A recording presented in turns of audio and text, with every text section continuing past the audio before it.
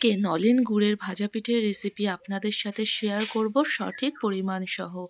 আমি সুপর্ণা শ্রীয়ের রান্নাঘরের সবাইকে অনেক অনেক স্বাগত জানিয়ে আজকে ভিডিওটি শুরু করছি।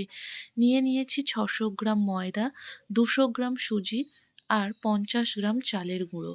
এই পরিমাণ অনুযায়ী ব্যাটারটি বানালে একদম পারফেক্ট হয় এই ভাজা পিঠে। আর নিয়ে নিয়েছি 500 গ্রাম নলেন গুড়ের পাটালি। আপনারা যদি মিষ্টি খেতে একটু বেশি পছন্দ করেন এখানে 600 গ্রাম নলেন গুড়ের পাটালি ব্যবহার করবেন। তারপর দিয়ে দেব, প্রথমেই একটি বড় বাটির মধ্যে ময়দাটি ঢেলে নেব, কারণ সবগুলি মিশ্রণ একসাথে মিশিয়ে ব্যাটার বানাতে একটু বড় জায়গা হলে ভালো হয়। তাই বড় বাটির মধ্যে ময়দা, সুজি আর চালের গুঁড়ো নিয়ে নিয়েছি, আর তাতে দিয়ে দিচ্ছি খুব সামান্য পরিমাণে নুন। দিয়ে এখানে নিয়ে নিয়েছি উষ্ণ গরম জল। অল্প অল্প করে জলটি দিতে থাকবো আর এইভাবে ব্যাটারটি তৈরি করতে থাকবো।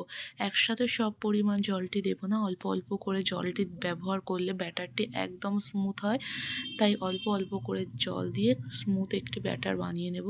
যখন সবগুলি মিশ্রণ একসাথে খুব ভালোভাবে মিশে যাবে তখন এই নলেন গুড়ের পাটালিটি দিয়ে দেব। পাটালিটি খুব ভেঙে নিইনি, একটু গোটা গোটাই আছে, কারণ এটি কিছুক্ষণ এইভাবে রেখে দিতে হবে, ওই 1 ঘন্টা মতো। এতে ভাজা পিঠেটা ভীষণ ভালো হবে আর সুজি, চালের গুঁড়ো এগুলো ফুলে যাবে। তাই 1 ঘন্টা ভিজিয়ে রেখে এইভাবে রেখে দেব।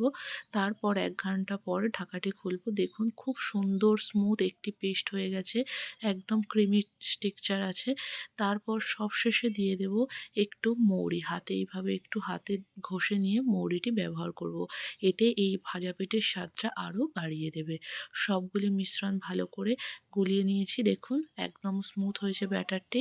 আর এই ব্যাটারটি খুব বেশি গাঢ়ও হবে না আর খুব বেশি পাতলাও হবে না। দেখুন একটু হাতার এই পিছন দিকে এই যে একটা লেয়ার পড়ছে, এই রকম মিডিয়াম সাইজ ব্যাটার বানিয়ে নিয়েছি। তারপর কড়াইতে বেশ কিছুটা তেল গরম করতে দিয়ে দেব। তারপর একটি হাতার সাহায্যে অল্প পরিমাণে এইভাবে তেলের মধ্যে ব্যাটারটি দিয়ে দেব। কিছুক্ষণের মধ্যেই তেলের ওপর পিঠেটি উপরে ভেসে আসবে। তারপর অন্য পিঠটা উল্টে নেব। প্রথমে যদি দেখেন যে পিঠেটা তেলে দেওয়ার সাথে সাথে ছেড়ে যাচ্ছে বা ব্যাটারটা একটু পাতলা হয়েছে, সেক্ষেত্রে সামান্য পরিমাণে ময়দা আর সুজি মিক্সড করে আবার এই ব্যাটারটার মধ্যে গুলে নেবেন। এই পিঠে বানানোর সময় প্রথমে একটু এই প্রবলেমটা হয়ে থাকে। যদি হয় এভাবে ব্যাটারটা রেডি করবেন। আর তারপর দেখবেন এই যে তেলের ওপর প্রথমেই যখন ব্যাটারটি দিই 2-1টা পিঠে একটু প্রবলেম হয়। তারপর আস্তে আস্তে তেলের টেম্পারেচারটা যখন সেট হয়ে যায় তখন দেখবেন প্রতিটা পিঠে ভীষণ সুন্দরভাবে ফোলে। আর এই ভাজা পিঠে খেতে তো ভীষণ ভালো হয়। এই পদ্ধতিতে একবার অবশ্যই কিন্তু বাড়িতে বানিয়ে দেখবেন। দেখুন প্রথমগুলো একটু অসুবিধা হচ্ছিল, তার পরেরগুলো প্রত্যেকটা গোল হচ্ছে আর ভীষণ সুন্দরভাবে ফুলে উঠছে। এইভাবেই ভাজা পিঠেগুলো বানাবো। আপনারাও এই পদ্ধতিতে একবার বানিয়ে দেখতে পারেন। আর একটু লাল করেই পিঠেগুলো ভেজে নেব, কারণ এই শীতকালে এই নলেন গুড়ের তেলের যে ভাজা পিঠেটা, অনেক অনেক জায়গায় এই ভাজা পিঠেটাকে তেল পিঠেও বলে থাকে, তবে আমাদের এখানে এটি ভাজা পিঠে বলা হয়ে থাকে।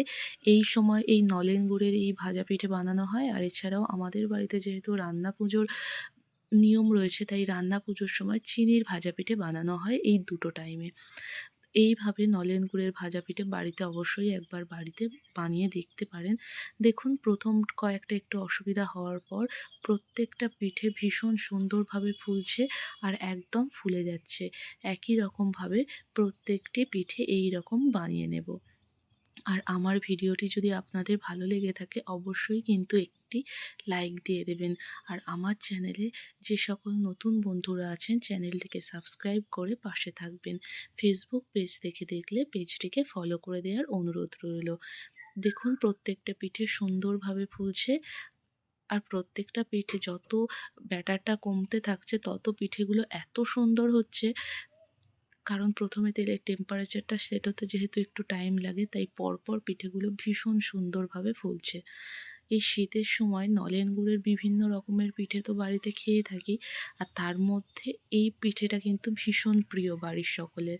তাই এই পিঠেটা 2-3 বার হয়েই থাকে, কারণ একটু সময় করে ব্যাটারটা গুলে রাখলে সময় মতো ভেজে নেওয়া যায়, কোনো পিঠে বানানোর ঝামেলা থাকে না, কিন্তু খেতে ভীষণই ভালো হয়।